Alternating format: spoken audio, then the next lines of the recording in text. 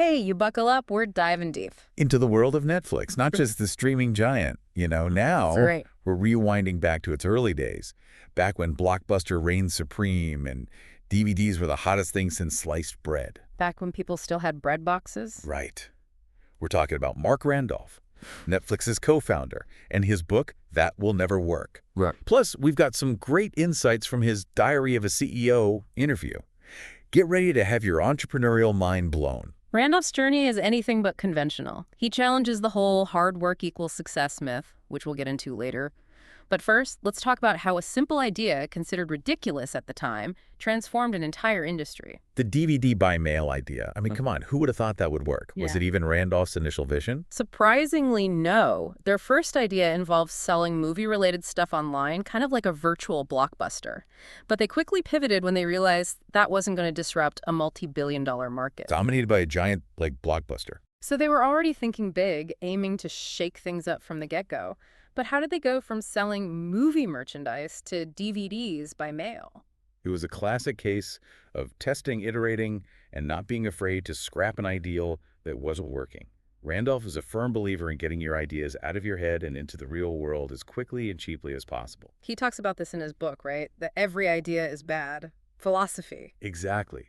He doesn't mean that all ideas are inherently bad, but that we often fall in love with our own concepts before truly understanding their flaws. By testing them rapidly, you can quickly identify what works and what doesn't without wasting time and resources. Okay, so less daydreaming, more doing. Sounds like my kind of approach. But give me an example. How did Randolph put this into practice with Netflix? Think about the iconic Turn the Car Around story.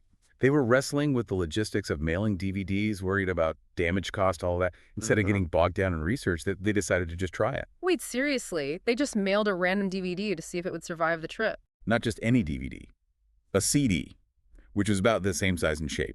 Randolph literally put a used CD in an envelope, mailed it to Hastings, and when it arrived unscathed, they knew they were onto something. That simple test, costing less than $1, validated the entire core concept of Netflix. Wow, talk about a low-budget aha moment. So they proved DVDs could be mailed safely, but the real stroke of genius, in my opinion, was the no late fees policy. I mean, Blockbuster made a killing off those. Right. It seems obvious in hindsight, but it was a revolutionary concept at the time. And it goes back to Randolph's emphasis on understanding and addressing customer pain points. Because nobody likes those dreaded late fees. It feels like a punishment for simply enjoying a movie. Exactly. And Netflix cleverly tapped into something called loss aversion. This is the idea that people hate losing something they already have, in this case their hard-earned money, more than they enjoy gaining something new.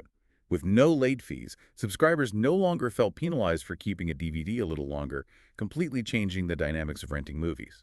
Genius. It completely flipped the script on Blockbuster. But I'm curious, how did Blockbuster react to this new kid on the block offering a seemingly better model? Did they just ignore them at first? Well, initially they did underestimate. Netflix Blockbuster CEO famously dismissed them as a niche player. That's a bit like an asteroid looking at Earth and thinking, cute little planet, but I doubt we'll ever collide. Exactly. And that's a perfect segue into one of the most intriguing aspects of this story, the classic case of the innovator's dilemma.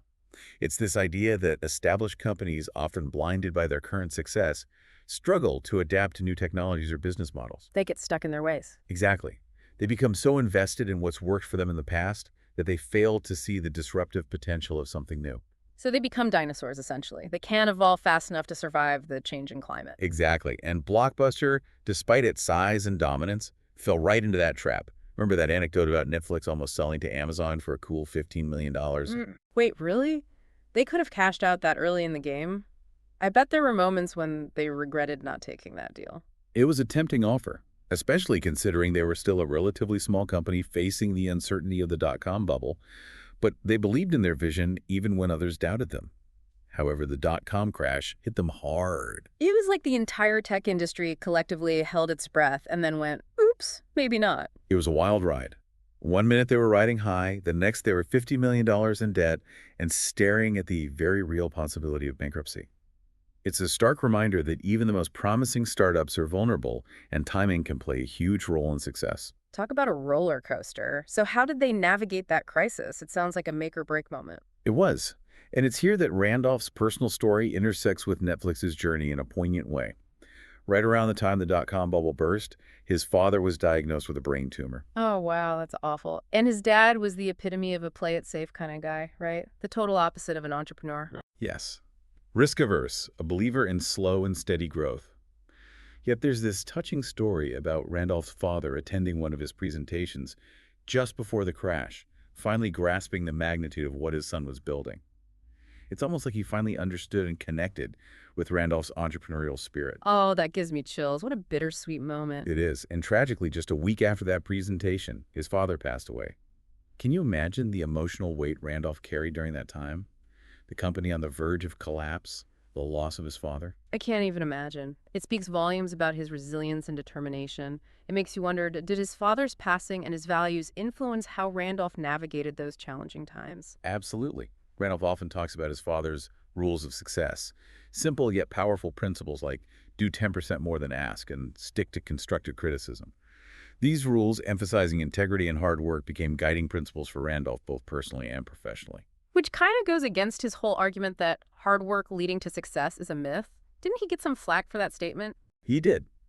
But it's important to understand the nuance of his argument. He's not saying hard work isn't essential. He's saying it's not the only factor. It's entirely possible to work incredibly hard, yet be focused on the wrong things, essentially running for the plane, as he puts it, only to find out it's been delayed. I love that analogy. Sometimes you can stroll leisurely through the airport and end up being the one they hold the plane for. Precisely. And that's where Randolph's emphasis on testing and iteration comes in.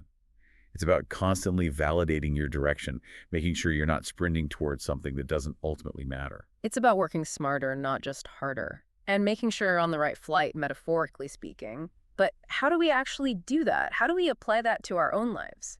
Well, let's look at a specific example from Randolph's life.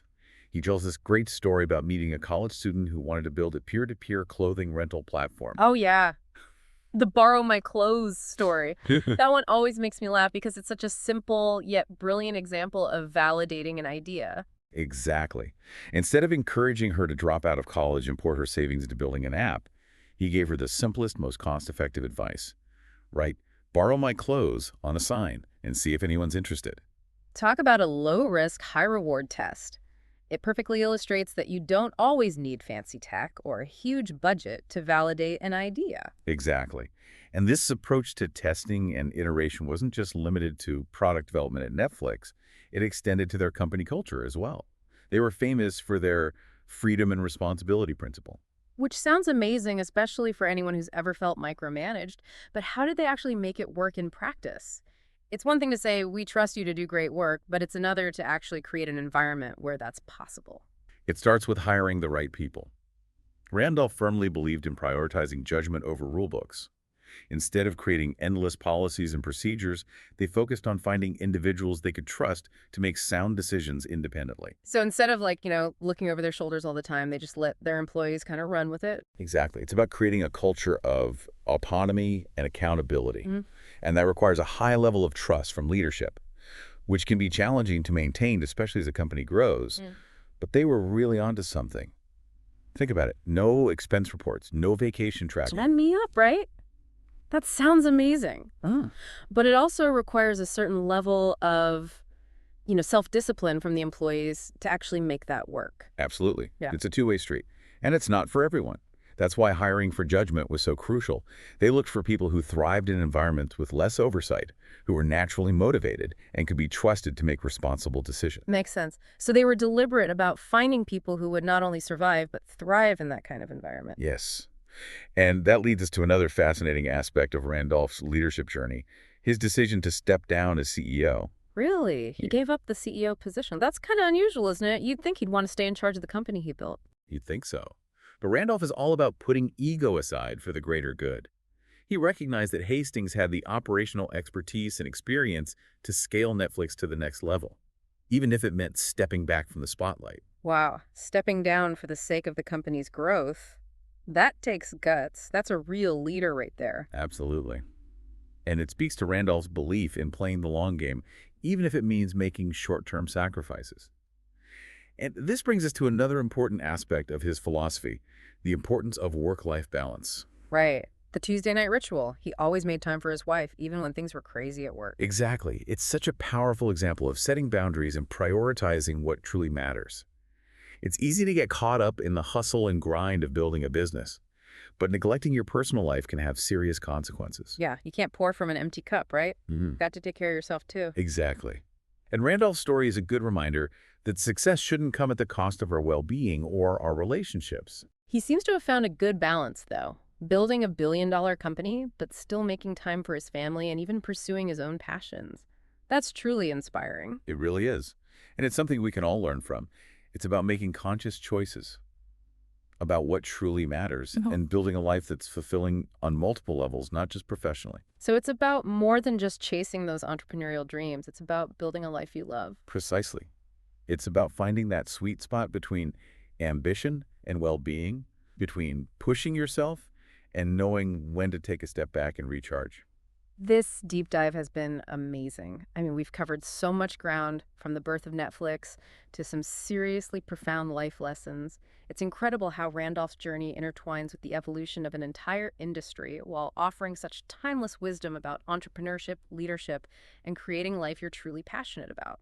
It reminds us that sometimes those unconventional ideas, the ones that make people raise an eyebrow and say that will never work, those are the ideas that have the power to change the world. So maybe those bad ideas, those crazy what ifs, are worth exploring after all.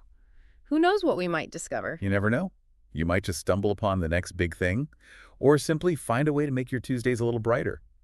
Either way, it's about embracing those moments of curiosity and seeing where they lead. I love that.